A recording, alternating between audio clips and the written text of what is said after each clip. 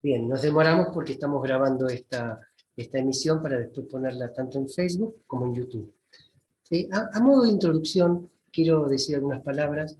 Como el tema que vamos a ver hoy es, como ustedes ya saben, sin un invitado que se haga cargo del tema o haya preparado algo, y surgió como rebote de lo que vimos en unas reuniones anteriores. Antes de entrar directamente al debate que vamos a tener, que espero que sea rico y que justifique que estemos, aún estando cansados, por lo menos aquí en nuestro horario en Argentina, nos permita reflexionar respecto al tema del diagnóstico. Para no entrar de lleno sobre esta cuestión, se me ocurrió leer algo que va a leer Estela sobre una clase que vio Gilles Deleuze en Vincennes. Ahora mismo iremos a leerlo. Antes quiero hacer el anuncio de dos actividades para que vayan ya guardándose en agenda. El tema es 7 de agosto, 14 horas, con Gloria Leff. Conversando. Sí, vamos a conversar con ella a propósito de un libro que ella viene de publicar, donde el título aproximadamente es Lo oculto. Creo que Estela lo tiene a mano para leerles el título. Vamos a ver Lo oculto, verdad indómita, Freud, Isván Loos y otros. Va a ser muy interesante, sobre todo porque veremos Freud llegando a la telepatía, Freud llegando a lo oculto. Esto conversaremos con ella. Y anoten también, el 4 de septiembre, desde Francia, 13 horas, no 14, 14 es porque Gloria Les transmite desde México, va a estar Valentín Chapelnik. Valentín o Valentin Chapelnik, él es conferencista de París 8. Y además está en la redacción de la revista Ginier. Él ha trabajado hasta con Guattari. Va a ser interesante porque vamos a ver el concepto de institución en la clínica Laborde de Les Guattari y Januri. Creo que va a ser muy interesante esa propuesta. Entonces, antes de terminar con esta introducción, 7 de agosto, Gloria Leff, 4 de septiembre, Gloria Leff 14 horas, 4 de septiembre 13 horas, Valentin Japelnik desde París nos dará el gusto de dar esta conferencia. Será bilingüe, como ustedes ya saben, haremos la traducción. Y nos queda luego de este miércoles, un próximo miércoles, y haremos un receso en julio. Así que con esto damos por iniciado el día de hoy, y la escuchamos a Estela con la lectura. Mayoría no es difícil de definir. Diría que una mayoría es un conjunto que es adecuado a su propio criterio. Eso es una mayoría. Parece idiota, pero está muy bien. Es muy cierto. Cuando nos dicen en los concursos que digamos nuestra opinión sobre tal cosa, por ejemplo, cuál nos parece la dama más bella o cuál es la obra de arte más bella, y que entonces ganaremos, pero ganaremos con la condición de que nuestra elección coincida con la de los otros, si no, no ganaremos. Es un fraude, porque les plantean dos preguntas al mismo tiempo. Digan lo que prefieren, pero atención, hay que preferir lo que los otros prefieren, porque si no pierden. Entonces uno se dirá, ¿me preguntan lo que yo prefiero o lo que prefiere mi vecino? Es una situación de tensión. La mayoría es exactamente eso.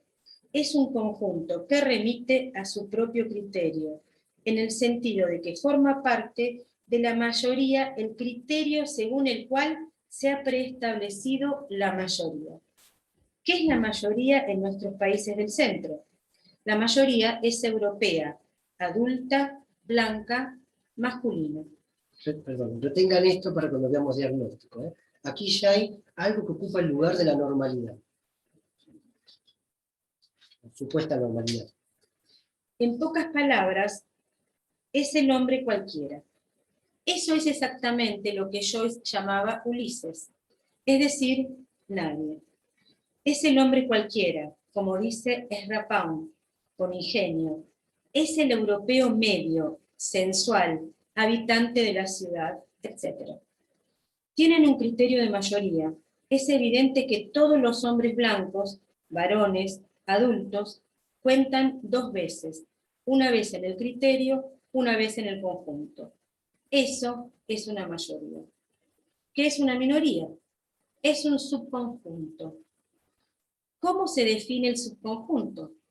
por oposición a los criterios de mayoría. Se dirá entonces que respecto de varón, que es un criterio de mayoría, una minoría será mujer. Como ustedes ven, ya esto es hacer diagnóstico, ¿eh? Se está diagnosticando quién es varón, quién es mujer, se está poniendo acá un molde, un modelo. Por oposición a adulto será niño, por oposición a blanco será negro, amarillo, todo lo que quieran. Por oposición a obrero calificado será obrero no calificado, etc. Eso es una minoría. Retengan la palabra oposición, y veremos luego cómo aplican el diagnóstico. Normal, patología, por oposición. Noten que volvemos a encontrar nuestra axiomática en este momento. ¿Quieren axiomas para los niños? De acuerdo, vamos a hacer jardines de infantes. ¿Quieren axiomas para las mujeres? De acuerdo, el aborto. Todo eso dentro de ciertos límites, porque no hay que exagerar. Voy salteando, por eso. Todos saben que las minorías mueren, ya sea por los subconjuntos en los que se las introduce, ya sea por los subconjuntos que se fabrican ellas mismas. Se arruinan, ya sea porque hacen literalmente una operación de reterritorialización, ya sea porque son integradas en un sistema, en una especie de axiomática. ¿Qué es lo que define un movimiento minoritario? Había intentado decirlo alguna otra vez. Resumo muy rápidamente, a grandes rasgos.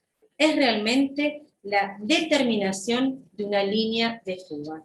Retengan acá línea de fuga para que luego podamos ver cómo interrumpe un diagnóstico una línea de fuga. El movimiento minoritario no es un conjunto, es un devenir. Retengan acá la palabra devenir, que también es lo que un diagnóstico impediría. Si el diagnóstico, entonces no habría devenir. Habría un subconjunto, los neuróticos. ¿Qué es mujer, entonces, como movimiento minoritario? Es el devenir mujer, no es un subconjunto. ¿Quién deviene mujer? La respuesta, me parece, es que son las mujeres las que devienen mujer en primer lugar. Las mujeres van a devenir mujer porque son las únicas que están en una buena posición para hacerlo. Un movimiento minoritario es entonces el trazado de un devenir. Y esto es exactamente lo mismo que decir que es el trazado de una línea de fuga. Todo devenir es siempre singular. Es decir, que es algo que siendo un subconjunto, se escapa del subconjunto y deviene singularmente. No es la constitución de un subconjunto. Digo que las mujeres deben devenir mujer. No está ya hecho. Aquí no está hecho, es fundamental. El devenir se hace, es algo activo. Es tomar la vida de cada quien y producir ese devenir. Ahora Deleuze lo va a complicar un poquito más, pero lo complica bellamente, ¿eh? Los Black Panthers lo dicen muy bien. Los negros tienen que devenir negros. No está ya hecho para nada. Al contrario, ser negro no es como era su papá. Los Black Panthers tuvieron un rol y una importancia fundamental precisamente porque han lanzado ese tema, esa especie de conexión. Los negros tenían que devenir negros. Esto es fundamental para cuando tratamos del diagnóstico, ¿eh? Un negro debe devenir negro, los negros deben devenir negros, no blancos. No sacarlos de ese devenir y amoldarlos, sino profundizar ese devenir. Entonces, los negros tenían que devenir negros. Eso ya era la actividad fundamental.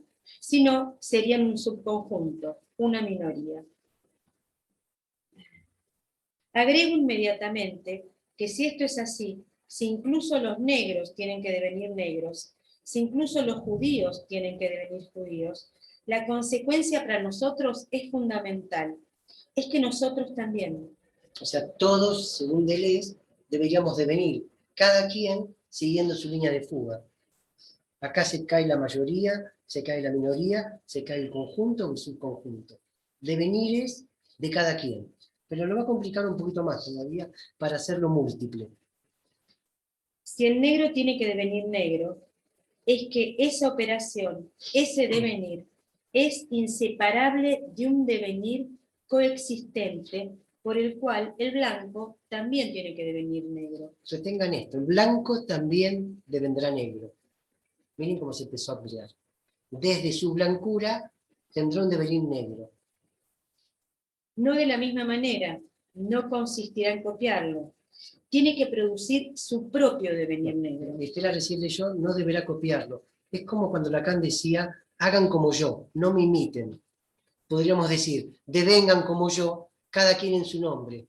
No me imiten, no devengan Lacan, no me copien. Digamos.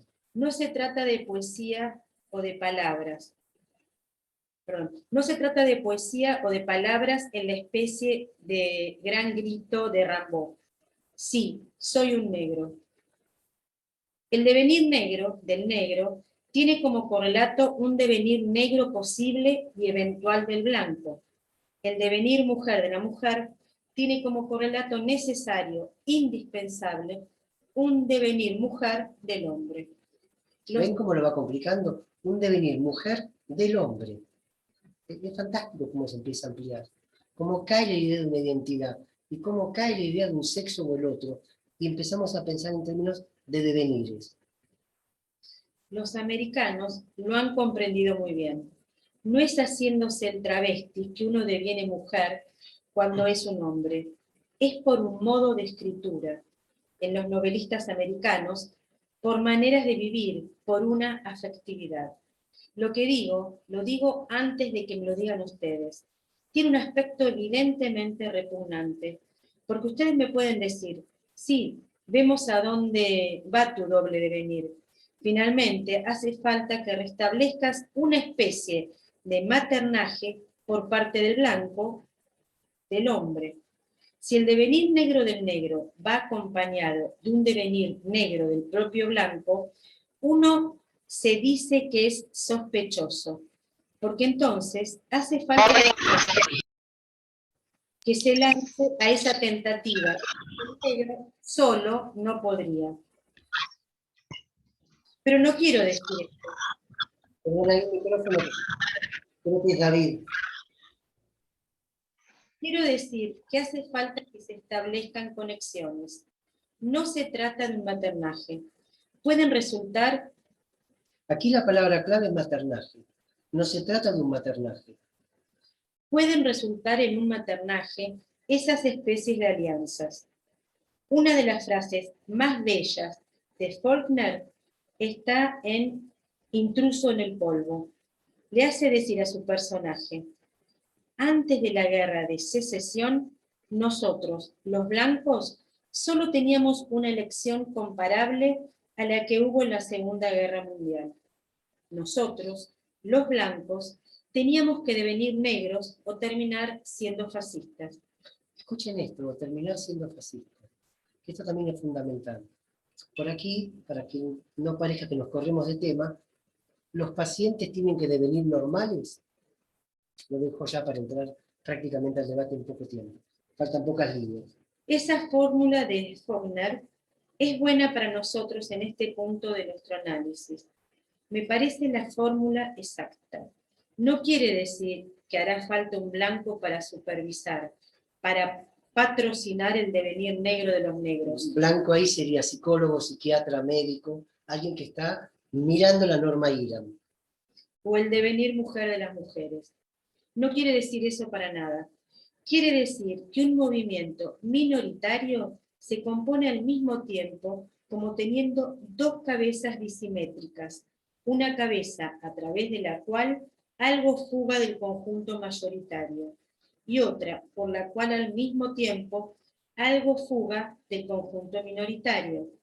En otros términos, el movimiento minoritario es un devenir que pasa entre los dos conjuntos, el conjunto de minoría y el conjunto de mayoría. Eso es una conexión.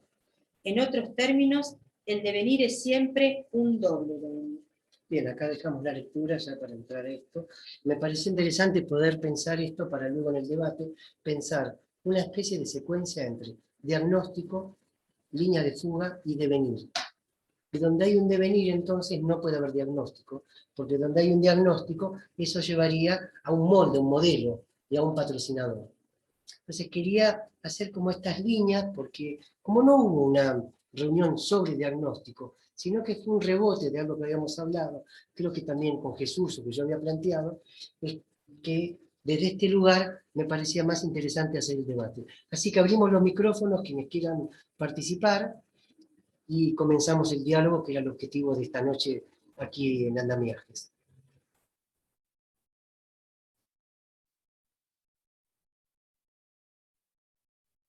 Jesús.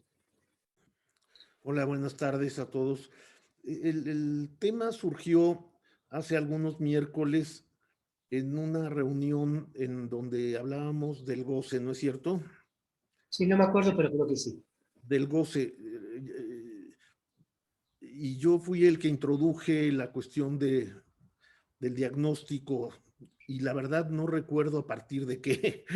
Ya la memoria Sí. me falla un poco y no recuerdo a partir de qué se estaba hablando en ese momento cuando yo planteé la cuestión del diagnóstico, como un comentario justo a propósito de que habría que tener cuidado de hablar en términos de paciente en psicoanálisis, porque paciente remite al campo de la medicina, por un lado, y por otro lado, decía yo que tendríamos que preguntarnos un poco sobre este tema del diagnóstico, sobre esta cuestión del diagnóstico, puesto que si bien es cierto que tanto Freud como Lacan, yo decía en aquel entonces, diagnostican, hablan en términos de psicopatología, hablan en términos incluso de una clasificación. Freud habla de neurosis de transferencia, neurosis actuales y neurosis narcisistas, con sus subdivisiones cada una, ¿no? Histeria, obsesión, fobia, por un lado. Decía los conjuntos y los subconjuntos. La neurastenia, etcétera. Y por otro lado, la paranoia, la esquizofrenia, en fin, ¿no? Las neurosis narcisistas.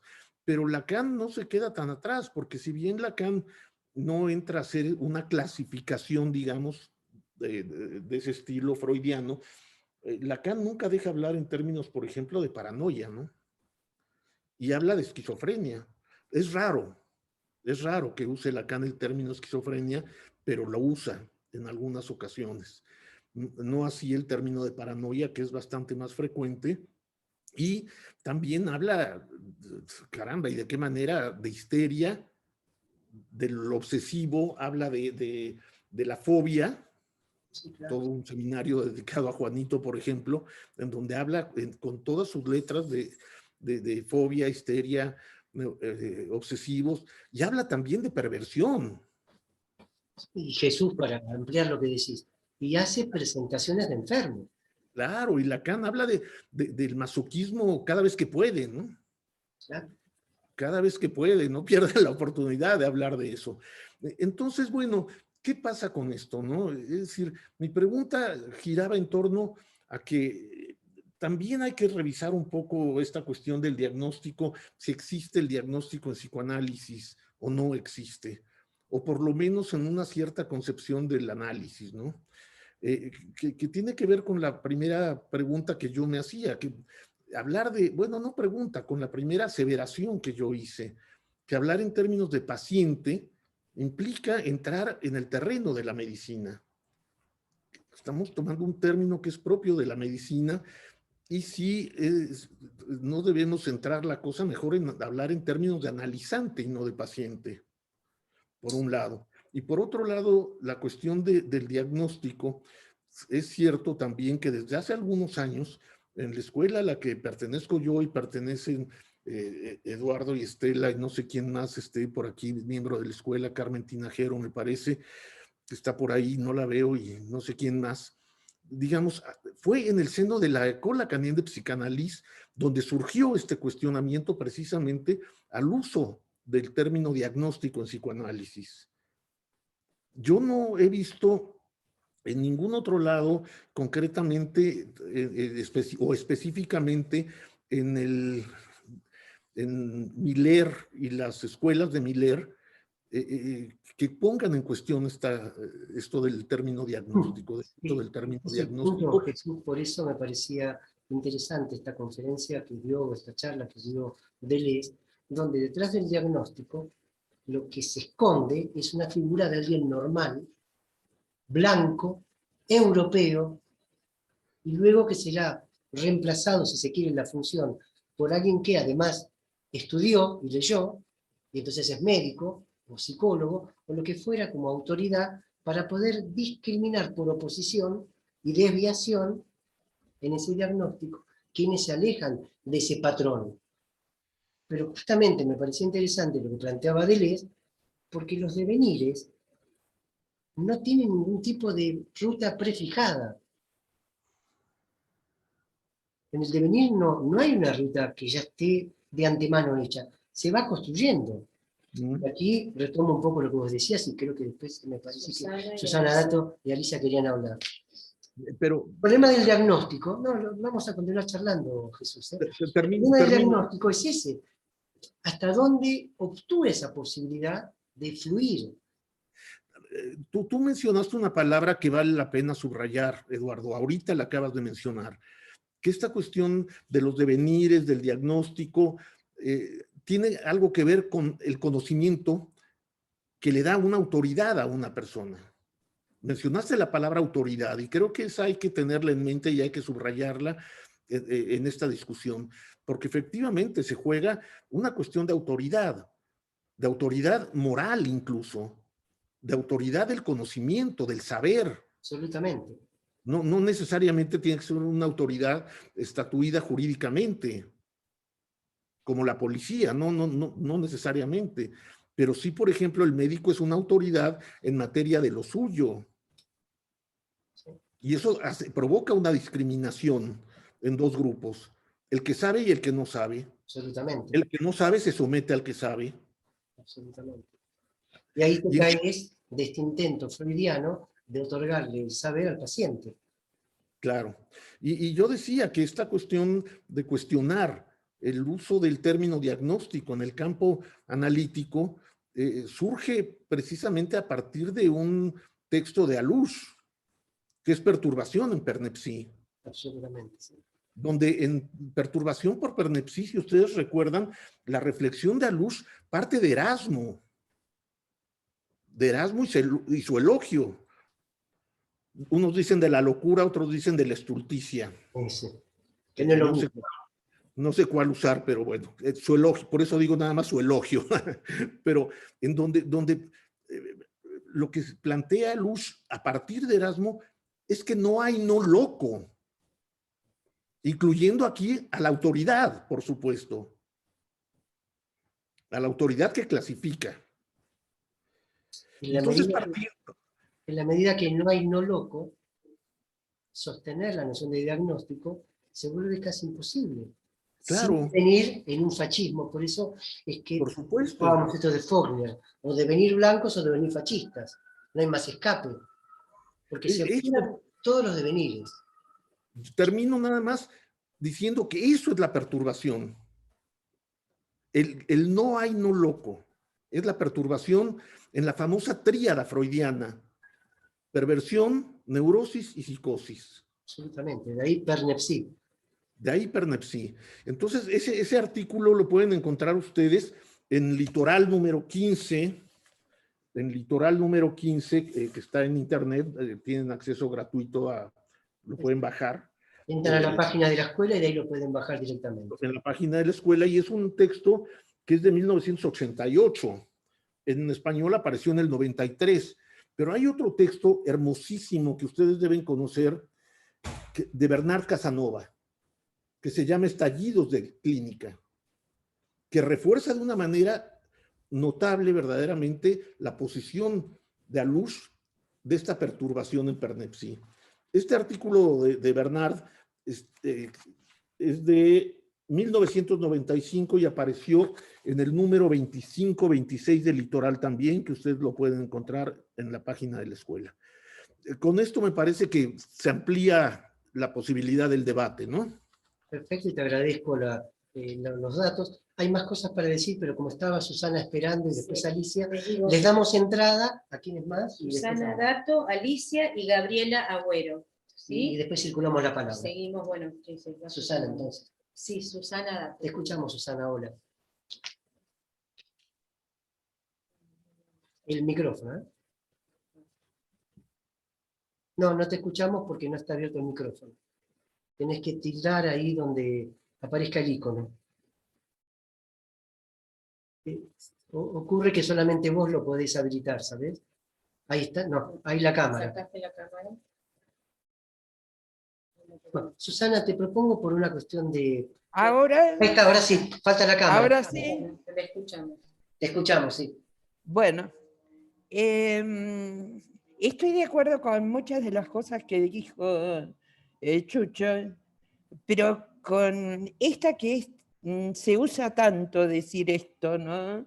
De que en el psicoanálisis lacaniano no se debe hablar de paciente, sino, bueno, de paciente. De repente, los analistas nos encontramos con palabras que se convierten en unívocas.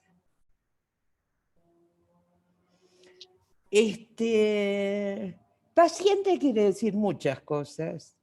Quiere decir el que padece, por ejemplo. Quiere decir el que tiene paciencia. Para un análisis, para hacer un análisis, para transitar un análisis, hay que tener mucha paciencia, ¿no? Entonces, a mí no me gusta pensarlo así. No es que yo no uso la palabra analizante, no, también la uso, pero a mí me gusta más, en un cierto sentido, la palabra paciente, porque habla de alguien que sufre. Bueno, eso con respecto a este tema. Y les quería preguntar a ustedes qué texto es el que estaban leyendo. Ya te decimos. ¿Cómo? Ya te lo decimos. Devenir. Dice el tomo 2, o Derrames 2, de las clases que dio Deleuze en Banzán. Se llama Aparatos de Estado y Axiomática Capitalista.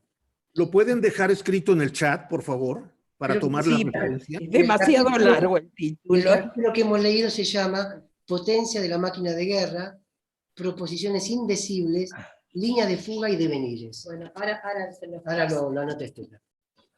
Bueno, con respecto al tema del diagnóstico, yo creo que el hacer diagnósticos encierra ahora, en este momento se me acaba de ocurrir, porque pensaba, encierra al paciente en un cierto grupo, ¿no? Agrupa, el diagnóstico agrupa. Pero también al analista. Ese es el problema fundamental. El que le habla al otro en el que confía, el que habla, puede pensar que es un paciente y hasta se puede confundir con un paciente médico que está pidiendo que lo curen. ¿Quién no entra a un análisis esperando eso? El tema tiene una complejidad enorme, aunque parezca simple. De hecho, creo que, no sé si lo podremos agotar. Lo que vos decías de paciente, te cuento que yo lo había pensado también, y lo había pensado a partir de un señalamiento que un día me hizo Guille Goffé, cuando se estaba hablando en Córdoba de la iluminación. Y yo le digo a Guille Goffé, bueno, eso es un concepto medio religioso.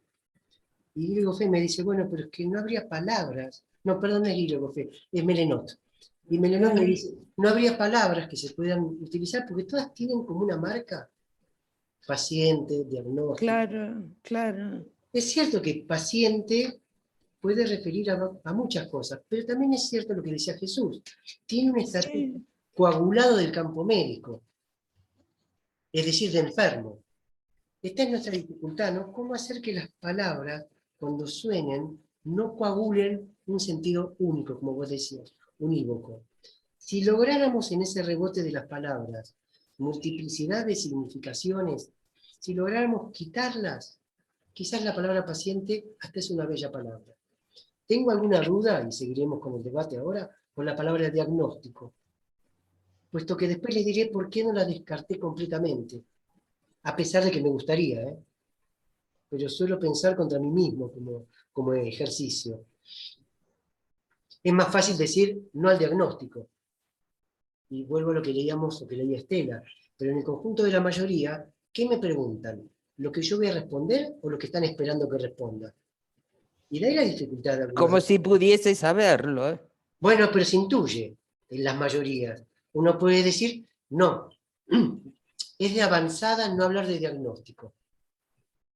Pero sin embargo, y esto lo cuento ahora entonces, y después continúa otro hablando, en una oportunidad cuando daba una charla en Córdoba, un padre se levantó y me dijo, bueno, pero sin el diagnóstico de discapacidad, mi hijo pierde posibilidades, como es viajar en un colectivo gratuitamente, como es tener una patente especial para que el coche se pueda estacionar. Son los beneficios secundarios esos, ¿no? De acuerdo, pero para esa persona son primarios. Pero son fundamentales. Claro, digo, son debates complejos, Susana, para dar. Por eso me parecía interesante retomar esto del diagnóstico, que insisto, fue como un rebote de algo que se habló. Bueno, te propongo, Susana, si le damos entrada a Alicia y después volvemos nuevamente a... Pero ¿puedo decir algo más? Un poquito, muy poquito. Yo no estoy de acuerdo con los diagnósticos. Creo que encierran la transferencia. A esto aludía lo del el que habla y el que escucha. Los dos quedan atrapados en ese lugar del diagnóstico, donde todo se sabe antes de que pase. Es decir, que impide el devenir casualmente, ¿no? Sí. Bueno, y no sigo hablando porque creo que hay poco tiempo, no sé, Porque para que algo pasa. es muy interesante lo que decís. Me queda esta duda, tratando a veces de situarme en otro lugar, que es si sonaran distintos estas palabras, necesariamente un diagnóstico coagula, necesariamente un diagnóstico fijaría un ser a determinada categoría, o es todo el agenciamiento que rodea lo que hace que ese efecto se produzca. Pero lo seguimos dialogando. Susana ahora dijo mismo. algo que es muy interesante, que es el tema de la escucha. Creo que es la escucha la que diagnostica. Bueno, cuando se escucha desde un lugar tan rigidizado, me parece que hay que... Si se escucha un solo sentido, no puedes hacer nada. Claro. ¿No? Sí. Claro. Sí. Bueno. Gracias, Bueno, Susana. Gracias. Alicia, Gabriela Agüero y Néstor Ribota. Alicia. Sí. Bueno, desde que se fue planteando la idea esta en la cocina, digo yo sigo diciendo en la cocina, me quedaba con ingredientes y fui en esta semana ir anotando algunas cuestiones, que son varias las que anoté, sobre el tema de diagnóstico. Pero ahora quería tomar esto que leyeron de Deleuze. Interesante porque me parece que abre mucho más, porque planteaban al principio esto blanco-negro, y decían oposición. Parecería ahí, ya podemos pensar que estamos en un binario, ¿no? Entonces ya hay un binario. Y esto de oposición, y lo de binario, es interesante Pascal, en la apuesta de Pascal, cuando, bueno, todo el tema de si Dios existe, si no existe, todo, bueno, tenemos que apostar. Pascal rechaza el término contradicción y lo reemplaza por contrariedad. Y en la contrariedad él lo que encuentra en esta, que en la apuesta de Pascal pasa eso, bueno, estamos aquí, estamos embarcados, ahora hay que apostar. No soluciona ni blanco ni negro, no soluciona por contradicción, claro. Soluciona por una terceridad. Hay un concepto de terceridad. Por eso me parecía interesante esto del flujo, ¿no? Que también habría que pensar, es para pensarlo, si en esto de que el negro tiene que devenir en negro, pero también tiene que, el blanco tiene que devenir también en negro,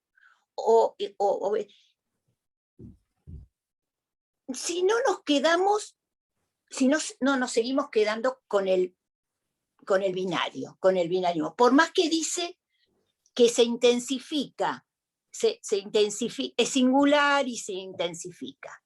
Alicia, bueno, eso me queda ahí. Sí. Se puede ampliar más, te digo, porque el blanco puede devenir negro, tanto como que además puede devenir perro, como que además puede devenir gato. O sea, los devenir no se limitan, son formas de sentir. Claro, se corre de esos opuestos, se vuelve una multiplicidad, de tal manera, como lo que decía Susana Dato, que no se estaría frente a un o a una paciente, puesto que no sabríamos a priori ni siquiera qué género tiene. Sí, y por otro lado, también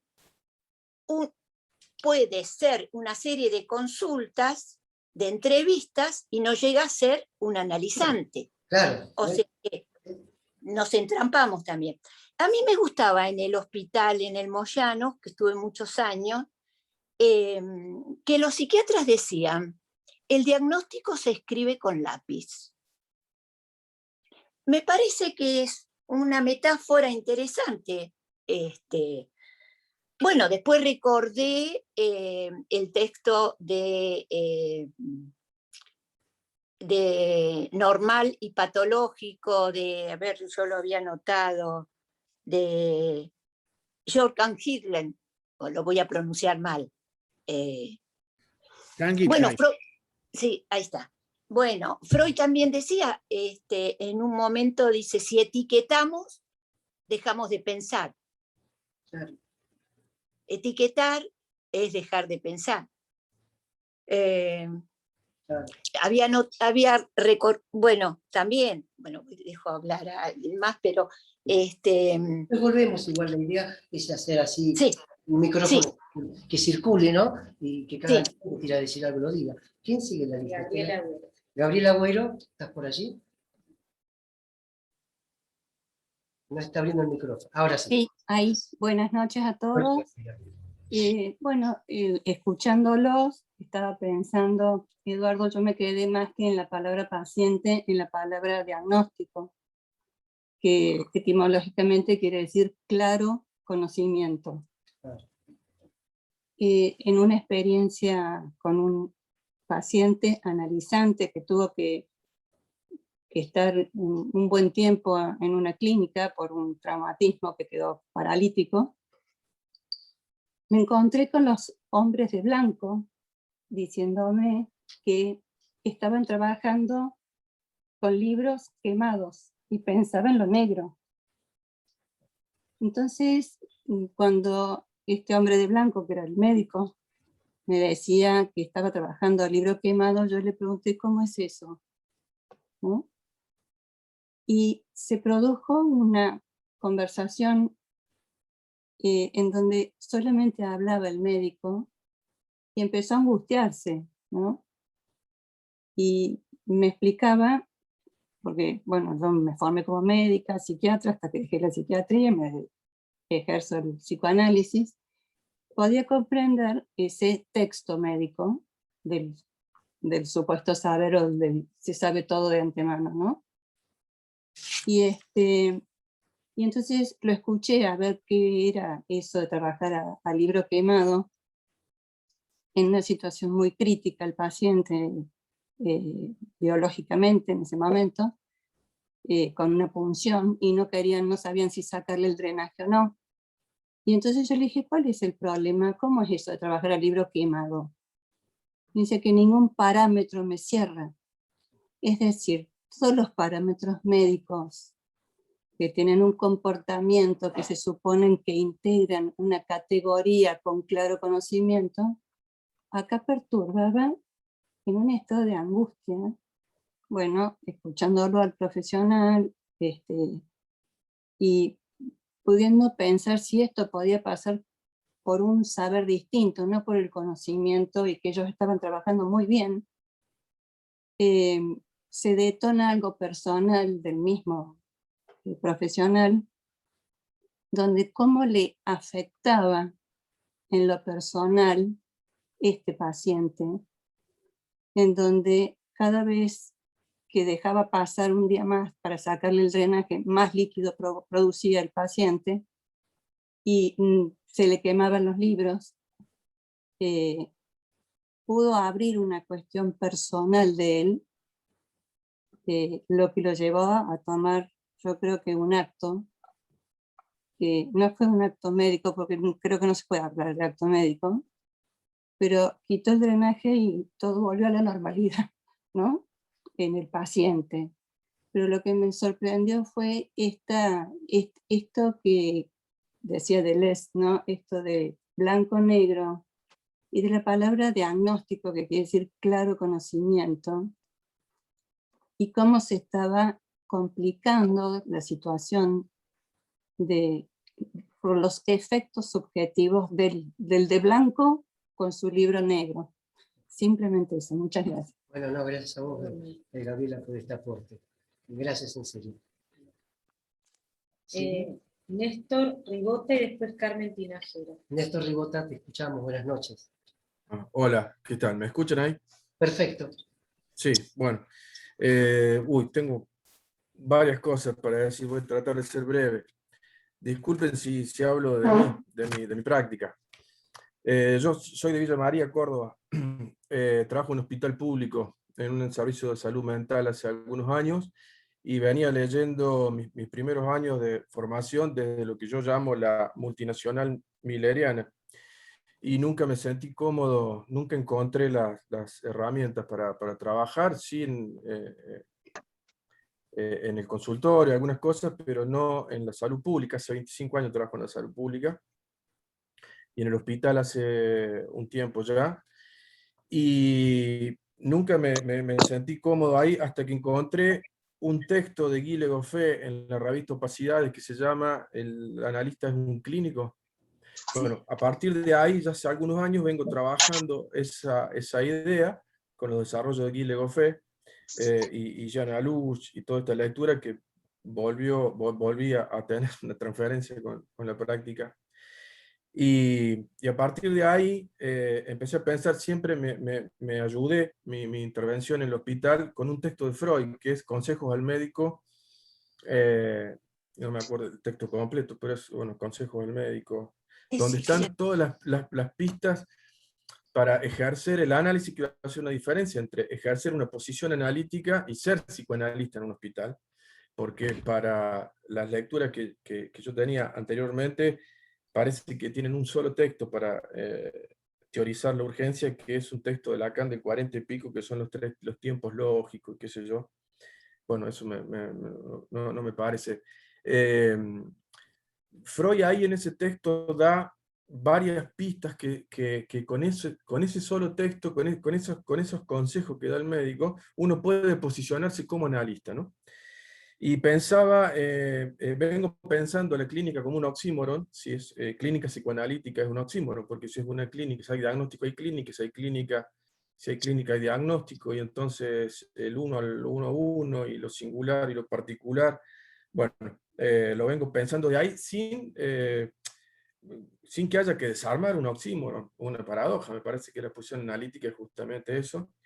Y desde hace algunos años, 2 o 3 años nada más, soy un recién venido a la lectura de Deleuze y Guattari, que me termina de reconciliar encuentro ahí, bueno, muchísimas cosas que me entusiasman en el trabajo de teorizar la práctica. Con respecto al diagnóstico, yo trabajo en un hospital público, en un hospital general, en un servicio de salud mental, donde me obligan el sistema, hablando de codificación, cuando yo intervengo en la historia clínica digital, para aceptar al paciente y para dar por concluida la cita, tengo que poner un diagnóstico. Me importa 3 pepinos a mí el diagnóstico, pongo siempre cualquier cosa, porque me parece que la diferencia es, no lo que uno ponga ahí, eso es como una micropolítica, el diagnóstico como una política, para que la persona siga en el sistema público y que pueda seguir viniendo, porque si no, no puedo seguir escribiendo.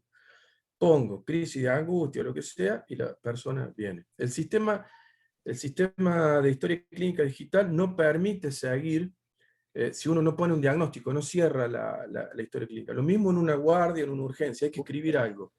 Me parece, lo pienso como una política a lo del diagnóstico, no tengo problemas con eso. Lo importante es que el que escucha no se crea ese diagnóstico y lo piense como un devenir. Y la idea, y empecé a entender lo del devenir justamente en la práctica de la salud pública, en el Hospital General.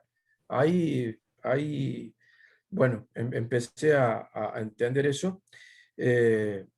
Y bueno, y también citaban recién un texto que para mí fue central, de Bernard Casanova, sobre estallido de la clínica, y sostengo con lo que se ha dicho acá varias veces que la gran cofradía de iglesias analíticas, me parece que viven sosteniendo el 1-1 y la clínica lo singular, pero todos diagnostican y se posicionan en una posición clínica psicopatológica. Claro, por eso, déjame decirte esto, Sí. por eso es que al hablar de devenires, si bien acuerdo lo que decís, porque cada uno va a pensar también según el lugar donde esté trabajando e intentando llevar adelante esto que yo creo, interesado en sentido médico, que nos ha afectado, como cuando se dice el cáncer afectó tal órgano, interesó tal órgano, que es el psicoanálisis.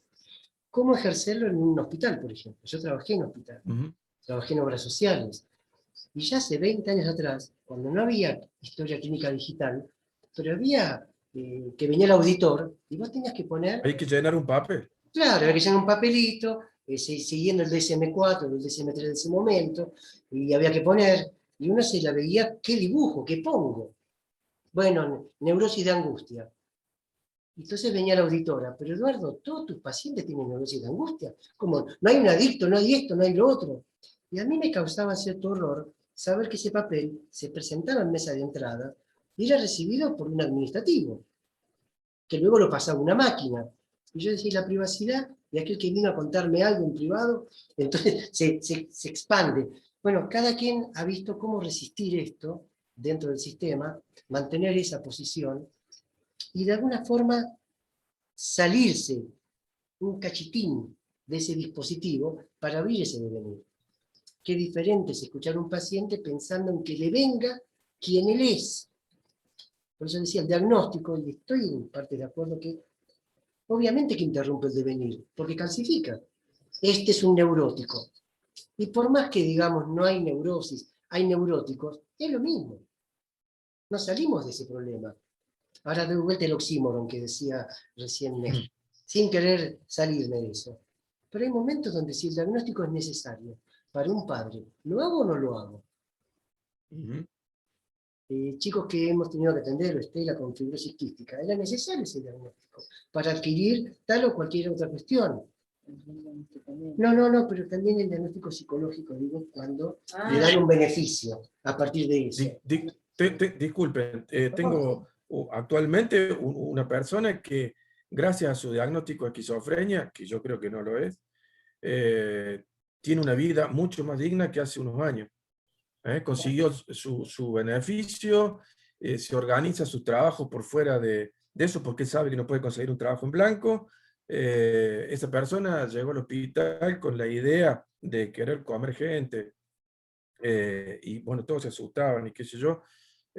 Había que escuchar un poco, y pasó el tiempo y pudo, y él se apropió de ese lugar, de ese espacio, y hoy ese diagnóstico a él le viene muy bien, porque él tampoco se lo cree. Claro, pero bueno, son los usos en cada caso, digamos, eso ahí resultó, pero qué sé yo, con cada uno. Es interesante plantearlo así, porque en tanto hagamos lecturas descriptivas y no prescriptivas. Claro. El problema es cuando se hace una lectura de Freud o de Lacan prescriptiva, en lugar de descriptivo. Lacan no te dice lo que tenés que hacer. Y a veces hay gente que transmite Lacan como si Lacan dijese lo que hay que hacer. Y Lacan decía lo que él hacía en todo caso. Y uno tomará o no, se valdrá o no de tal o cual cuestión desde el propio devenir. Porque también hay un devenir analista de cada uno. Néstor, Jesús, Eduardo, Gabriel, no puedo nombrar a todos. Pero cada quien deviene tratando de que esa línea de fuga siga, ya sea en un hospital, ya sea en el consultorio privado, porque no por estar en cuatro paredes uno deja de tener una acción política respecto de cómo hacer sonar esa palabra de diagnóstico. Por eso decía, es más fácil decir no al diagnóstico, que sería una posición que podremos aceptar, pero que nos queda corta. Porque si bien nos corremos del campo de la medicina, sin embargo es una vecindad con la medicina. No podemos alejarnos de ese lugar, como decía antes Susana, de alguien que viene padeciendo y que no sabe nada de esto, pero viene a buscar lo que quiere es una cura. Entonces estas son para mí las dificultades de ese lugar extraño de ser analista, oximorónico, imposible, como decía Freud, pero que aún así tiene cierta encarnadura en cada uno de nosotros escuchando esto. Tenemos otra persona que quería... Gracias. No, gracias, Néstor. Carmen Tinajero. Y después Jesús. Y después Jesús de nuevo. Carmen, te escuchamos, ¿sí estás por ahí? No se escucha, Carmen. Carmen, no sé Toca si... el icono del micrófono. ¿Ya? Gracias. Hola, ¿listo? ¿cómo estás? ¿Qué tal? Me da gusto. Bueno, es sobre el diagnóstico, porque yo pues siempre me he hecho preguntas en relación al diagnóstico y estaba pensando, bueno, creo que las últimas intervenciones me han hecho pensar bastante, ¿no? Y lo que quería era como preguntarle a Jesús esta cuestión, porque tengo muy mala la transmisión, a lo mejor me perdí de algo, cuando mencionó que Lacan no dejaba de referirse pues a la fobia, a la histeria, a la paranoia, ¿no? Entonces, ¿cómo podemos prescindir de eso? Me parece que no podemos prescindir, pero en parte ya Eduardo lo contesta porque dice, bueno, ¿no? Es como un sistema referencial, pero donde hay que tener cautela y que no puede ser prescriptivo para nada, ¿no? Claro. Entonces, bueno, creo que pero yo quisiera saber por qué, digamos, ¿cómo Chucho, tú crees que Lacan, por qué, digamos, por qué no dejó de usar esas referencias y cómo nos ilustró, e incluso los 5 casos de Freud, ¿no? Como no podemos abandonar esa, digamos, es psicopatología entre comillas, porque no es para nada y hace un daño terrible encasillar al paciente, pero no podemos prescindir de ellas. Entonces, bueno, era un poco que comentaras un poco de eso, Chucho, y me gustó mucho la intervención del compañero Néstor, ¿no? Porque siento que en el hospital las cosas son muy como a bota pronto, ¿no? Como hay que hacer algo. Y me acordé de un paciente que necesitaba, digamos, tener su papel de su diagnóstico y que pertenecía al hospital psiquiátrico, incluso su nominación de loco, para poder trabajar, porque él manejaba camiones y decía que le podía dar una crisis y él podía decir en el trayecto, en cualquier pueblo donde fuera, mire, ¿no? Yo estoy loco, pero era como su propia, o sea, es como un juego de identidad donde puede jugar el papel de encasillar, pero puede no, hay como... Hay una, digamos, algo enigmático en relación a esto, ¿no? Es muy interesante lo que decís, Carmen, porque uno podría, y ya paso a Jesús para que te responda, uno podría pensar que se dejó de lado la autoridad del psiquiatra, como dice acá Hugo Besetti, decía, entraba el médico y hasta los árboles se agachaban para saludarlo, y pareciera que entonces el psicoanalista hizo caer esa autoridad, y la verdad es otra. Es que el psicoanalista devino más autoridad que el psiquiatra. Allí donde se esperaba que la palabra del psicoanalista estuviese perforada, que el saber sea supuesto, hay un libro muy bueno que no sé si está en castellano, se llama La autoridad del psicoanalista. No, bueno, no. Samuel Lessé, L-E-Z-E, donde este autor, que estuvo haciendo una indagación en los medios franceses, veía hasta qué punto la palabra de los psicoanalistas mediáticos era ley. Entonces, no es que porque somos, entre comillas, por favor, psicoanalistas, hemos variado la cuestión de la autoridad. Muchas veces la palabra del psicoanalista está cargada aún de más autoridad, lo cual es terrible. Bien, Jesús, ¿querés responderle a Carmen? Sí, antes de responderle directamente a Carmen, quiero decir, antes de escuchar la intervención de Carmen con su pregunta a mí, yo tenía un comentario que hacer. Entonces lo voy a hacer. Y quizás de esta manera también responda a Carmen con este comentario. A mí me parece que la cuestión de diagnóstico se puede abordar desde muchísimos puntos de vista, porque tiene muchas facetas. Por ejemplo, yo provengo del campo de la medicina también, como tú, Eduardo. Yo estudié medicina y... Yo soy psicólogo, ¿eh? Yo vengo de... ¿Tú no estudiaste medicina? No, soy psicólogo. Perdón, yo vengo del campo de la medicina y de la psiquiatría, además, en campo en el cual estuve mientras hice la residencia en psiquiatría. A mí me preguntan que cuándo dejé yo la psiquiatría y la respuesta que yo doy, que suelo dar, es yo dejé la psiquiatría el día que me recibí de psiquiatra. Sí, me acuerdo. Porque tuve la inmensa fortuna de que cuando yo empecé a formarme en psiquiatría, empecé también a estudiar psicoanálisis de una manera ciertamente rigurosa. Y entonces la ventaja de esto era que me permitía desde el psicoanálisis ver esto del campo de la psiquiatría y desde el campo de la psiquiatría ver el psicoanálisis y ver dónde cojeaba cada uno al mismo tiempo. Por eso yo digo que yo dejé la psiquiatría el día que me recibí como psiquiatra, el día que tuve el título de psiquiatra. Pero en fin, a lo que voy es a que la cuestión del diagnóstico es algo necesario en la medicina.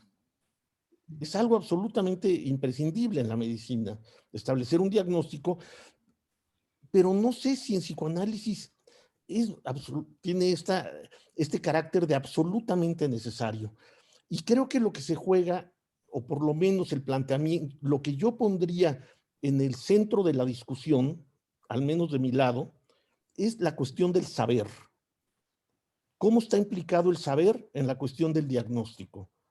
Y eso, si el saber está en la cuestión del diagnóstico, como lo vimos al principio, como lo discutimos al principio, si es una dimensión que está presente el saber en la cuestión del diagnóstico, esto no va con el análisis. Por lo menos no va con el analista, el asumir ese saber, el tener ese saber. Quizás si vemos la etimología más a fondo, mencionaba Gabriela Agüero, algo de la etimología, pero yo me voy más a esto. Fíjense lo que dice respecto al diagnóstico. Viene del griego diagnostikos, distintivo, que permite distinguir, derivado a su vez de diagnoskein, distinguir y discernir, y de gignoskein, conocer. El término tenía ya la acepción médica en el griego tardío y fue tomado como tal en las lenguas modernas. La palabra diagnóstico tiene el prefijo dia, que es a través de gnosis, del conocimiento. Es decir, que a través del conocimiento se discierne, que a través del conocimiento uno es capaz de discernir. Al mismo tiempo tiene el sufijo sis, diagnosis, sis, que indica acción, y diagnóstico tiene el sufijo tico, que es relativo a. Entonces, el diagnóstico es lo que permite discernir algo de otra cosa, una cosa de otra. Permite establecer diferencias. Eso es el diagnóstico. A través del conocimiento se puede discernir. Eso es el diagnóstico. No, lo que pasa es que estamos muy prejuiciados por el uso que se le da, particularmente en psiquiatría, al término diagnóstico, con sus manuales diagnósticos y estadísticos, que es el nombre completo del DSM. Y ateóricos, y ateóricos. Además, Diagnostic and Statistical Manual. Pero, perdón, yo me refería un poco a por qué Lacan... Ahí voy exactamente a eso. Tomando en cuenta la cuestión del saber, por eso quise poner primero la cuestión del saber sobre el tapete, del saber en el psicoanálisis. No estamos hablando del saber psiquiátrico, ni del saber médico del neurólogo, o del oftalmólogo, o del gastroenterólogo. Estamos hablando del saber en el análisis. ¿Qué se juega en el saber? ¿Y qué posición ocupa el analista frente al saber? Nada más y nada menos que el de un supuesto saber. Tan es así que Lacan establece el sujeto supuesto saber como eje sobre el cual gira el análisis y se posibilita un análisis. No sobre el saber, sino sobre la suposición de un saber, que no es lo mismo. Sí, sí, eso. Bueno, entonces, ¿por qué Lacan? ¿Cuál es la definición, Carmen, que da Lacan de la clínica? Le preguntan a Lacan, ¿qué es la clínica analítica? En una entrevista, en la apertura de la sección clínica. No entrevista, perdón, me equivoqué. En la apertura de la sección clínica, esto lo pueden encontrar en un texto que se llama así, Apertura de la sección clínica, en uno de los 3 libritos estos de Petrel que se publicaron con el nombre de Ornicar, no recuerdo cuál de los 3. En la apertura de la sección clínica le pregunta a Lacan, ¿qué es la clínica psicoanalítica? Y Lacan contesta, la clínica analítica es aquello que sucede en un análisis. Le dicen, bueno, pero por Dios santo, dígame, ¿qué es lo que sucede en un análisis? ¿Qué es un análisis? Es aquello que va de lo particular a lo particular. Ni una cosa más. Es eso. Es decir, la cuestión del saber se juega ahí, con el analista. ¿Cuál es la relación del analista al saber? ¿Cuál es la relación del analizante al analista, suponiéndole un saber? Tan es así que Lacan mismo dice que el final de un análisis es la destitución subjetiva, el quitar ese saber, el darse cuenta que el analista no tiene saber alguno. Entonces, esta cuestión del diagnóstico, me parece a mí que en el campo nuestro del análisis, obtura, encierra. Sí, pero ¿por qué Lacan no lo abandona? Pues, ¿por qué Lacan se refiere a fóbicos, a paranoicos? ¿Por qué? Esa era mi pregunta. Tal vez porque Lacan no hizo la lectura que hizo Alush de Erasmo. Lacan no fue el que dijo que no hay no locos. De cualquier manera, nosotros, digamos, tomamos así el caso Juan, incluso los casos de Freud y de Lacan, como la tesis de Lacan, o sea, son referencias que están dentro de un cuadro, digamos, con ciertas características al que se refieren los autores de esos trabajos, que nos orientan. Jugaban también, me parece, en la época de Lacan, en la época de Freud, contra los saberes epocales. Es decir, Lacan reacciona contra la internacional, contra la IPA, contra lo que era la Sociedad Francesa de Psicoanálisis, que venía a ser una sede de la internacional. Saberes que estaban muy coagulados. Ahora, tu pregunta, o tu señalamiento, Carmen, que me parece interesante, ¿por qué Lacan no lo abandona? ¿Y por qué Lacan, por ejemplo, no abandonó lado hombre y lado mujer? ¿Por qué Lacan le dice a ese paciente en la presentación de enfermo, y bueno, usted tiene barba, no puede evitar, obturando el devenir mujer porque tenía barba, y además pensando que una mujer no puede tener barba? Sí. Entonces, me parece que también Lacan tenía quizás sus límites, quizás su marca de origen, quizás eso que lo rodeaba. Por supuesto. Claro, no la debemos tener todo. Yo creo que este debate está mostrando, si lo hacemos de manera honesta, nuestros propios límites. Porque es realmente muy complejo. No creo que podamos terminar la noche de hoy diciendo, ya tenemos en claro el tema del diagnóstico. Va a ser quizás un fantasma que uno lo persiga. Jesús, cuando vos decís lo del saber, y toda esa cuestión, si quiere me permitís, más pura de lo que sería el psicoanálisis, que lo entiendo y lo comparto, y lo he alguna vez hasta explicado de esta forma, como lo acabás de hacer vos, Pero en la práctica, cuando empieza a jugarse la cuestión, se empieza a barrar. Porque esto que dice Alicia me pareció muy bonito, la frase esa que tomó de su práctica también en el hospital, ¿no? Como esta de que el diagnóstico se escribe con lápiz, ¿no? Quiere decir, es una referencia, pero que puede cambiar, que puede no existir, que puede existir como una modalidad, pero no podemos, digamos, acercarnos a la paranoia o a Schreber sin pensar en la paranoia, como que no podemos abolir, digamos, un pasado que tiene que ver con una cierta clasificación donde no vamos a encerrar al paciente, pero donde tenemos una referencia, ¿no? Eso creo. Bueno, es ahí donde empiezan, en su momento, no sé cuánto hace cada uno, pero hace 30 años, la cuestión del diagnóstico se jugaba, por lo menos en mi inicio, en distinguir si era neurótico o era psicótico. ¿Pero por qué se jugaba de esa forma? Porque si era psicótico, no era posible el psicoanálisis. Sí. ¿Por qué no era posible el psicoanálisis? Porque Freud había excluido, por teoría, a partir de la idea de la transferencia, la idea de que la transfería no sería susceptible de un análisis. Entonces, yo, año 86, la idea era ver si aquel que venía, como dijo, no me acuerdo quién, no importa, ya el discurso acá es de andamiaje, digamos, un sufriente, un padeciente, ¿este estará loco o no? Porque si está loco no lo puedo atender. Y se armaba de esta forma. Sí, sí. Eso mismo pasaba con los perversos. Que lo mismo tenía. Sí, sí. Claro, así no, digamos, eso no.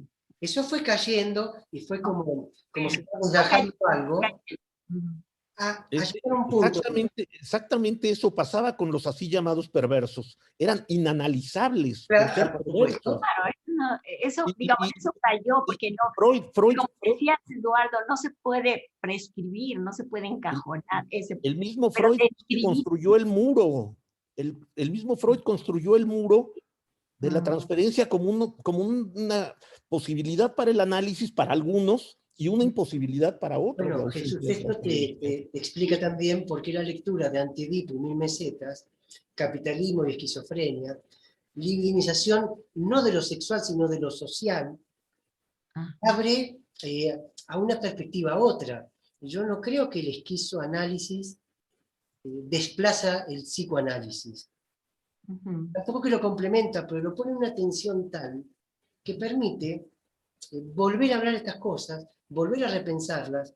Esto que alguna vez hizo Bandera como reinventar el psicoanálisis cada vez, que en definitiva es lo que se hace. Pero creo que había alguien que quería hablar y yo no quiero capitalizar. Pero igual quiero decir algo. ¿Por qué no digo? Porque veo tanta gente que quiere hablar que me quedo callada. Pero es solo esto. Cuando se dice, vos decías, por ejemplo, entre tantas cosas que se dijeron, diferenciar si es neurótico, si es...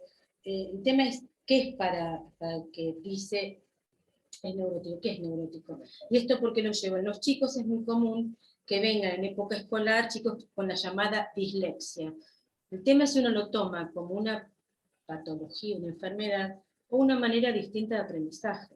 Me parece que ahí está la diferencia de la escucha y de cómo me voy a posicionar frente a este chiquito, ¿no?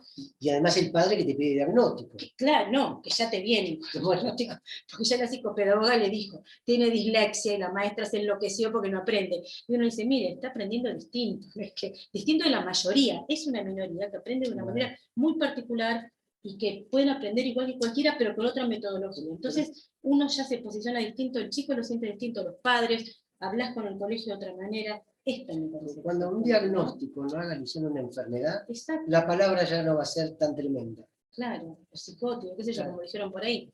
Lo mejor que le pasó cuando descubrió que era esquizofrénico y fue feliz con su esquizofrenia.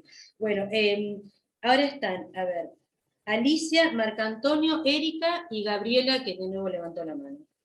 Bien, ¿sí? Los escuchamos. Si pueden ser lo más breve que puedan para que lleguen a entrar todos. Puedan decir algo todos. Seguiremos otros miércoles, si no. Sí, esto va para... Alicia, dejo lugar, porque ya hablé y tengo muchas cosas, así que si queda lugarcito. Gracias, Alicia. Está hermosísimo así que bueno. Buenas noches. Marco Antonio, Erika, Gabriela. Hola. Hola, buenas noches. Hola, Marco Antonio. Hola. Quiero comentar a propósito de las referencias que dio Jesús de estallidos de la clínica de Bernard Casanova y perturbación en Pernepsí. Hay otro texto muy interesante que cuestiona el diagnóstico de Jana Lush, que es Intolerable tú eres esto. Sí. Está en la revista Litoral, en la 25-26, dedicada al tema de la función secretaria. Y bueno, nada más quería comentarte, Carmen, que me parece que ya desde el seminario o antes de Le Non du Père, de los no incautos yerran, si hay ya un abandono de toda esa terminología y de no precipitarse a dar un sentido. Incluso recuerdo un relato en donde Lacan está con un psiquiatra que lo tiene en un análisis de control y le dice el psiquiatra, me parece que se trata de una neurosis. Y le dice Lacan, ¿y usted cree que es menos grave? Entonces, un poco para cuestionar este asunto, ¿no? Era lo que quería comentar por ahora. Marco Antonio, esto que dijiste, los no incautos yerran, porque el título de ese seminario... Sí, sí. Si los no incautos yerran, o sea, los vivos se equivocan, los que saben meten la pata, y el incauto del inconsciente es el que permite el devenir. Sí. Es una indicación, si se quiere, no prescriptiva, pero descriptiva, de, che, no se la crean.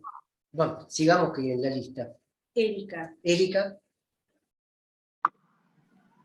Hola, buenas noches.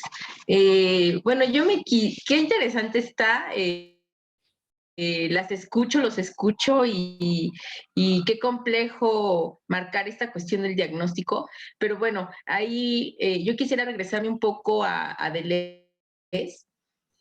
A mí me parece, ¿no? Desde mi poca lectura, que creo que lo que apunta Deleuze es que el diagnóstico en tanto como una máquina de control, ¿no? Creo, porque es cierto que para algunos funciona, para otros no. Los ejemplos que acaban de decir, ¿no? Beneficia, ¿no? Es útil, ¿no? Pero efectivamente el diagnóstico como una máquina de control obtura, cierra, ¿no? Y entonces no hay un devenir, no hay el punto de fuga, no hay la diferencia, ¿no? Porque marca una diferencia el punto de fuga, el devenir, y sobre todo algo ahí también, pues la cuestión de la alteridad, ¿no? Porque efectivamente, como decían, bueno, obtura tanto al analizante como al analista, ¿no? Lo va obturando.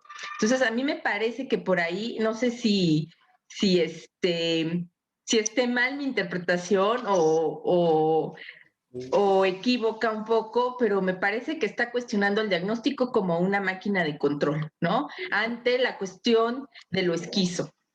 Gracias. Solo que por ahí, por la manera en que lo introduje, provoqué cierto equívoco, o quizás no, ¿eh? El equívoco sería que Deleuze hablaba del diagnóstico. Deleuze no habla de diagnóstico, en esa charla está dando la cuestión de la máquina de guerra y el Estado totalitario, la máquina de guerra absoluta, y luego pasa a hablar de los conjuntos, mayoría y minoría. Yo le pedí a Estela que lea esto, y fui yo que lo vinculo con el tema del diagnóstico, porque me parecía que detrás del diagnóstico, y ahora sí lo que vos decías, Erika, está esa máquina de control estatal.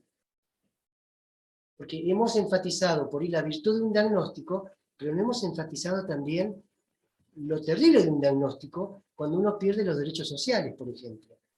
Un diagnóstico de locura hace que un sujeto vaya al libro de incapaces y pierda los derechos civiles. Digo, miren la complejidad de lo que hablamos. Pero simplemente esto, me parece interesante pensarlo como máquina de control, pero no es Deleuze que hablaba de diagnóstico, sino que lo forcé yo a este diálogo que tenemos hoy aquí. Gracias igual, Erika, es interesante. Gracias. No. Bueno, Gabriela quería decir algo más y Daniel después, ¿sí? Y no, simplemente siguiendo con esta línea que estamos trabajando, la psiquiatría no deja de ser, y si uno lo lee a Michel Foucault también, una máquina de control y de vigilancia.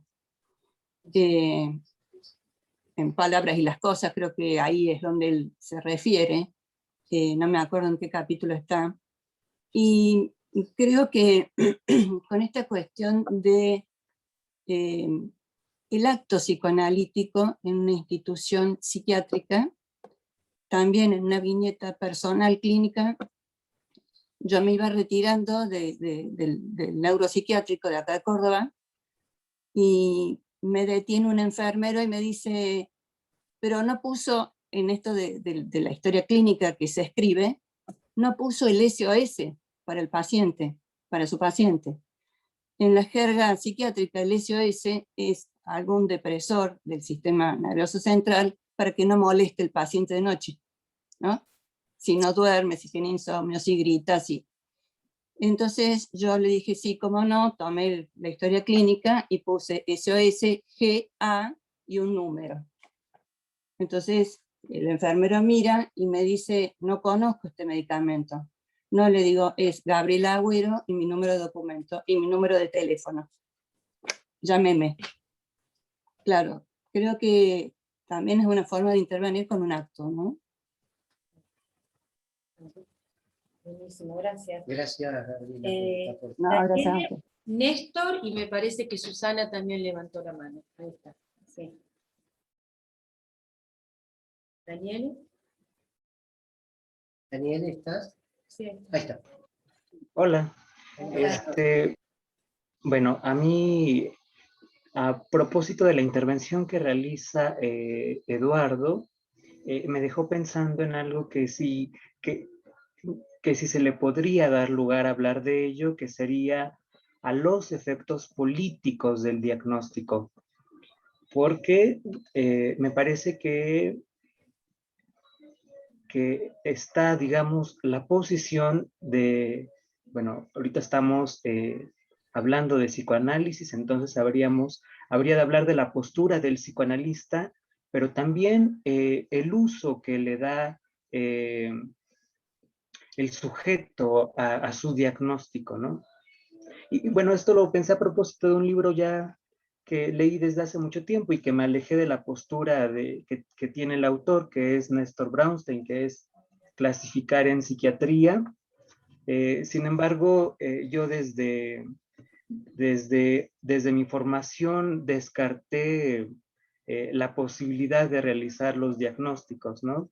Sin embargo, ahora creo que estoy de acuerdo con lo que propone Eduardo al decir que no habría por qué del todo descartar el diagnóstico, porque creo que a propósito de la intervención también que realiza Jesús, que cuando dice que es un medio que nos permite discernir, y creo que es cierto, ¿no? Porque si nosotros realizáramos diagnósticos, un solo diagnóstico, eso implicaría tratar a todos los que llegan al consultorio de la misma manera.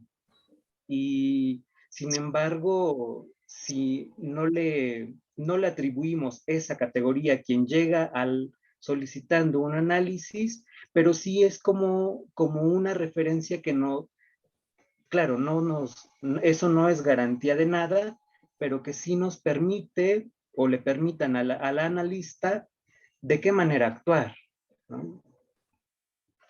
Y porque aquí intenté como establecer cierta relación con el fin del análisis. Se habla de un fin del análisis, pero eso no quiere decir que haya un solo fin de análisis. Esto a propósito de una conferencia de Gule Gufey, que a mí me gusta mucho, que es creo que está en YouTube, que es sobre metas, habla de las metas del análisis, y dice que las metas, si nosotros fijáramos las metas, eso de antemano establecería de qué manera tendría que conducir el analista el análisis, el transcurso y el fin del análisis, ¿no? Pero sin embargo, aunque no lo podemos dar por hecho, funciona como una referencia, como un camino en el que no es recto, pero que podemos seguirlo, ¿no? Ahí mi intervención. Gracias, Daniel. Quizás complementando lo que decís, ustedes pueden ir a Facebook y ver la presentación que hizo el sábado pasado, ahorita nomás, hace poquito, este sábado próximo pasado, Gerard Gaillard, que la hizo desde Francia, desde Tours. Él es un psiquiatra que trabaja en un hospital psiquiátrico, y si ustedes siguen un poco la presentación de él, luego de hablar de Antedipo, yo le hago una pregunta y le digo, Gerard, ¿cómo impactó en ti la lectura del Antedipo en tu clínica? ¿Qué impacto tuvo? Y él tuvo una respuesta que a mí me parece interesante. Él contaba sus años jóvenes de psiquiatra, y cómo él iba distinguiendo, discerniendo locura de no locura, y que después de la lectura del Antedipo, donde la relación muerte-vida, la oposición se pierde, un paciente se le presenta y le dice, mire doctor, yo estoy acá con usted vivo, pero también estoy muerto, enterrado en Córcega. ¿Y qué ocurrió para Gerard? Ya no lo pudo escuchar como un discurso disparatado, ni usted está vivo o está muerto, sino simplemente escucharlo. Entonces la respuesta de él fue, el Antedipo me permitió escuchar al otro sin hacer ningún tipo de prejuzgamiento. Entonces creo que es en ese punto donde el diagnóstico puede o no estar, puede o no orientar, pero jamás calcificar. Y que en la medida en que no calcifique, lo que permite es lo que decía antes Erika Saldaña, que la línea de fuga pueda continuar. Y que ese analizante, paciente, o como quiera cada quien llamarlo, porque lo que importa no es la nominación, sino la significación que uno le dé a esa nominación. Que cada quien devenga quien es. Es distinto, ¿no? Bien. Bueno, Néstor quiere hablar de nuevo, Susana y Juan García. Me parece que esto da para otro día. Te digo Sí, porque... como veo por el tiempo, en pero todo caso haremos no. un día 2. Claro, claro. Pero ahora, entonces, Néstor, Susana y Juan García. ¿Sí? Néstor. Bien, brevemente quería rescatar algo para aquellos que trabajamos en Argentina en el campo de la salud mental. Hace 10 años que está la ley de salud mental a nivel nacional y hay leyes provinciales, yo trabajo con la de Córdoba. Y hay ahí algunos puntos, algunos a favor, diría yo. Por ejemplo, esto que estamos hablando, que ya en la ley ya no se habla de paciente, sino de usuario. Y eso abre bastante algunas cuestiones.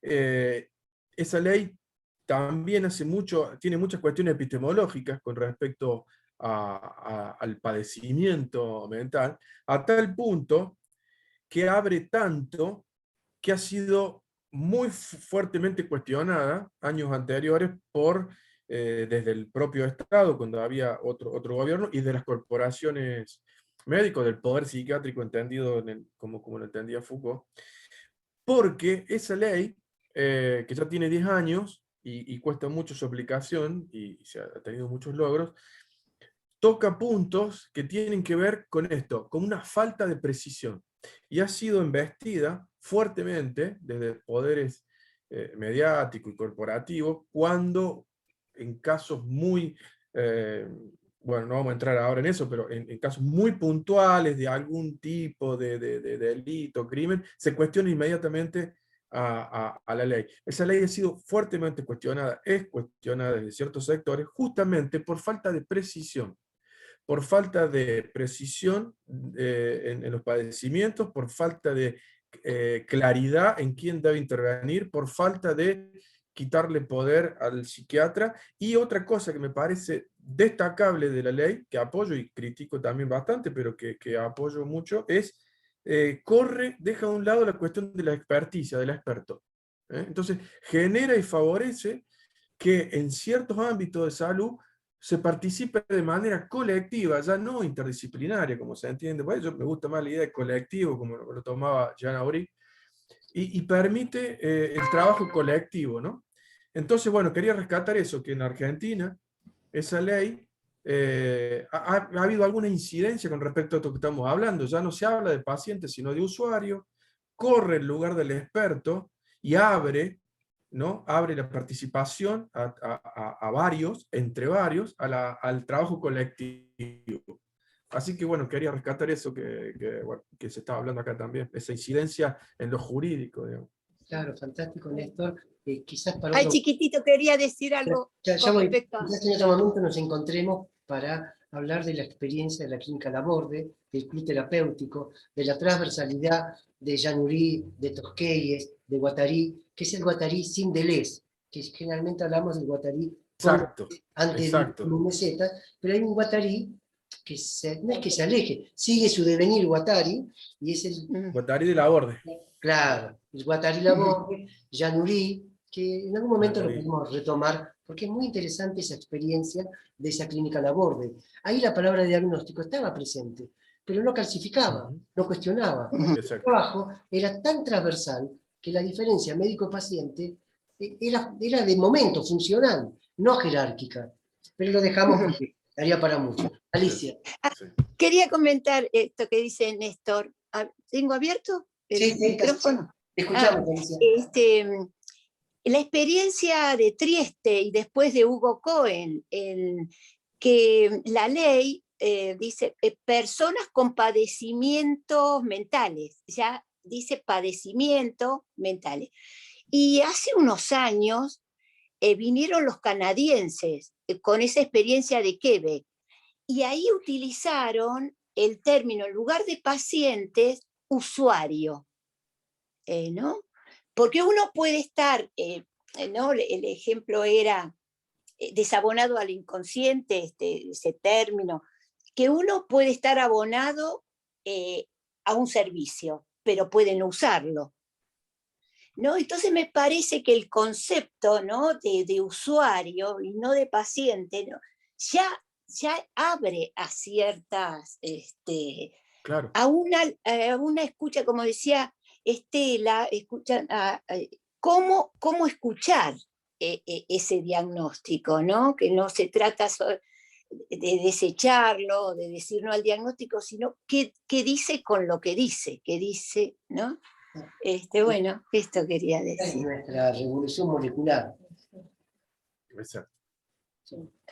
Bueno, Susana y Juan García. Sí, Susana.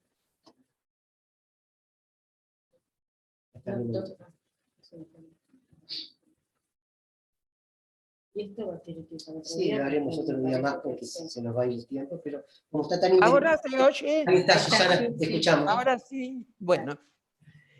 Hay varias cosas, quería decir de todos los que hablaron, pero me voy a olvidar de muchas. En principio, esto que decía Alicia del usuario, estoy de acuerdo con ella. Me parece que hacer uso de la transferencia es algo importantísimo para el que habla, para el paciente, para el analizante. Tiene que estar metido activamente en la transferencia. Tiene que, yo ya sé que hay una cosa de obligatoriedad que no me gusta, a mí tampoco. Pero bueno, así son las palabras.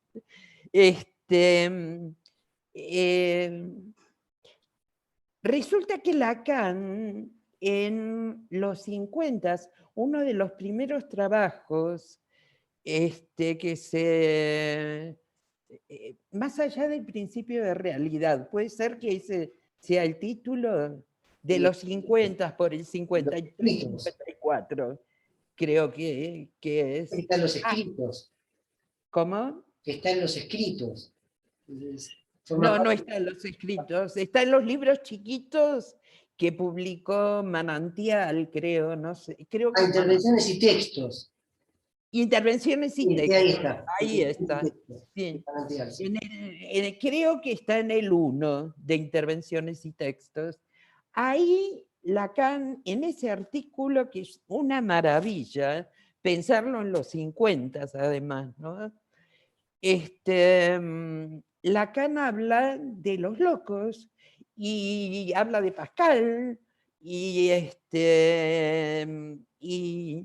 habla de la locura, hace un elogio a la locura, ya en los 50. Bueno, doy un salto. Me parece que a partir del seminario de la angustia, con la introducción del objeto A, todo se desbarata. Y entonces creo que a partir de ahí Lacan va haciendo diferentes cosas con esa noción que es la de diagnóstico. Hasta ese momento, los cuadros... una cosa quería decir. Me parece que la cosa clasificatoria que tiene, la noción, el significado clasificatorio que tiene el término diagnóstico es lo más desechable, ¿no? Clasificar a la gente es horrible, es feo, es de mal gusto, además de ser antilacaniano. Eso creo yo.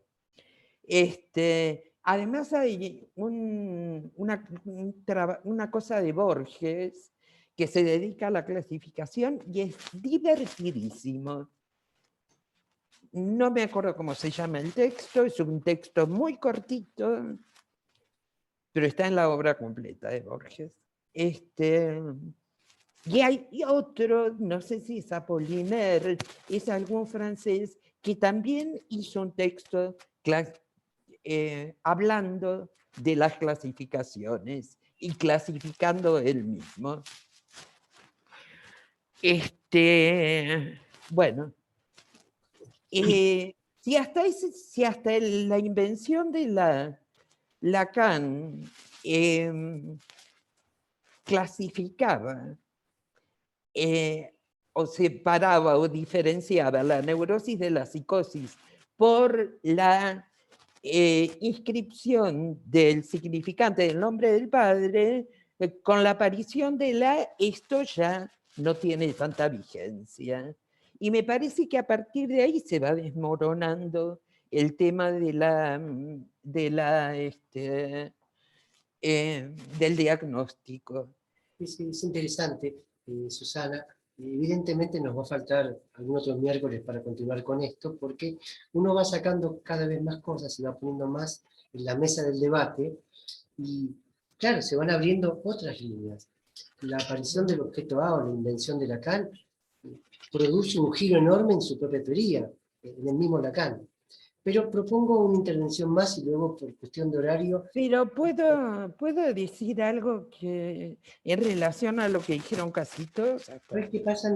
Ahora trato de decir pasamos a otra persona. Lo que preguntaba o decía Carmen Tinajero, yo creo que a partir del seminario de los nombres del padre, no, de Le Nom du Père,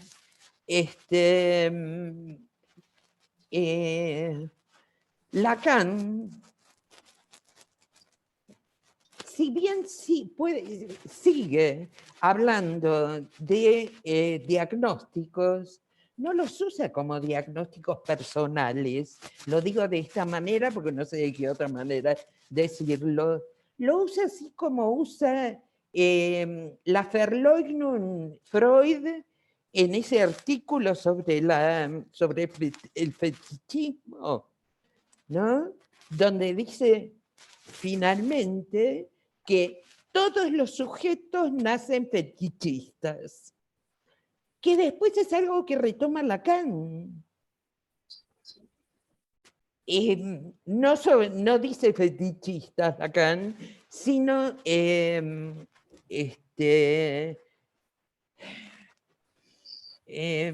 perversos. Somos todos perversos. Hay una publicación que después se hará por Guattari, fundador de esa revista, 3.000 millones de perversos. Así funciona esto. Y volvemos a los devenires. Sí. De cada quien, el devenir perverso, el devenir neurótico, el devenir loco. Pero me parece interesante este concepto que dejas ahí picando. Y quiero retomar algo. Sí, los diagnósticos no son personales. Cuando Lacan, por el 74, 75, 76, no me acuerdo las fechas, habla en en un trabajo que llama Unas palabras sobre la histeria, de lo que habla es del, primero de la constitución de la subjetividad histérica, que tiene que ver con el engancharse con el deseo del otro, que eso también sirve para todos. No son solamente las histéricas las que producen un deseo a partir del deseo del otro. Y me parece que esa es la manera en que Alush después va a pensar los cuadros clínicos, los otrora cuadros clínicos, ¿no? Son maneras en que se constituye una cierta operación subjetiva. Bueno, Susana. Esto, una cosita más y nada más. Nada más. Hay modalidades de discurso. Esto no sé si lo dice Alush o Lacan. Creo que es Alush el que lo dice. Hay modalidades de discurso bien diferenciables, sin hacer un diagnóstico personal. Hay modalidades histéricas en el decir y hay modalidades obsesivas. Y hay modalidades fóbicas. Bueno, como decíamos, ¿no? Quedan cosas... Esa es otra, pero que tiene que ver con los cuadros, ¿no? Que habrá que ver en el debate que tengamos otro miércoles, que puede alcanzar desde esto que dice Susana, esta cuestión de los cuadros, y también Lacan, ¿por qué no hay un discurso del obsesivo y hay un discurso de la histeria, o de lo histérico? Pero lo dejo, digo, me parece que da para mucho la que ha escrito Lacan. Hay una pregunta más y después vamos a finalizar por el horario. Juan García, que estaba esperando. ¿Qué tal? Buenas noches. Buenas noches. Bueno, como siempre son muy interesantes las reflexiones a las que convocan. Decía Jesús, ¿el diagnóstico es necesario en medicina? Sí, creo que sí, y en las teorías deterministas, es decir, incluso en las teorías sí, que no trabajan en torno al tiempo retroactivo en Freud. Creo que la regla fundamental nos hablaba precisamente de eso, ¿no? Comience a hablar, déjese llevar por sus ocurrencias y sin emitir prejuicios de si es importante o no, y de esa manera podremos encontrar lo inherente, ¿no?, a su síntoma. Y Lacan también habla sobre esto de, en el análisis se sigue el buen orden del porvenir al pasado. Creo que el diagnóstico se fija más en el pasado y deja así a los sujetos sin futuro. Pensando esto en la distinción que hace Koyev entre el tiempo biológico y el tiempo histórico. Es cierto que el psicoanálisis surgió en un discurso de normalidad, de patrones en sentido de amos y de moldes, ¿no? Y como tal no ha sido fácil resistir a las tendencias de codificación. Pero el trabajo de Freud y de Lacan ha mostrado que se trata de un discurso fuera de catálogo, de una experiencia que versa en el devenir del sujeto, que se produce en el tiempo de la palabra, que deviene en el discurso y que revela el ser a través del discurso. Así el diagnóstico se erige ante la idea de ese homo psychologicus, un objeto sujeto que ya está ahí dado, sin porvenir, y eso creo que no tiene nada que ver con el sujeto del inconsciente. Desde ese momento en que se trata de devenir, mi manera de responder a la pregunta diagnóstico en psicoanálisis sería con otra preposición como diagnóstico antipsicoanálisis, lo que marcaría un otro lugar de posicionar la práctica, aún dentro de un sistema que todo lo devora. Gracias. Muy interesante. Tengo una propuesta para hacerles antes de terminar. Dado lo que se ha producido acá, lo que hemos podido compartir, lo que hemos podido disentir amablemente, lo que podemos volver a congeniar, consenso, disenso, ¿por qué no hacemos el miércoles que viene nuevamente este mismo tema? Y lo seguimos por las cosas que han quedado.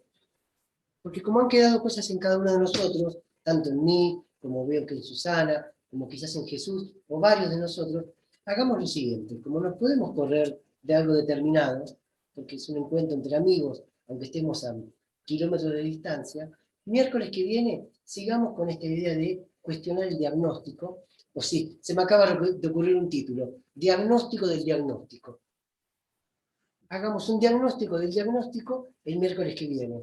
Y los espero nuevamente para seguir debatiendo esta cuestión que evidentemente es algo crucial, no para el psicoanálisis, para los psicoanalistas.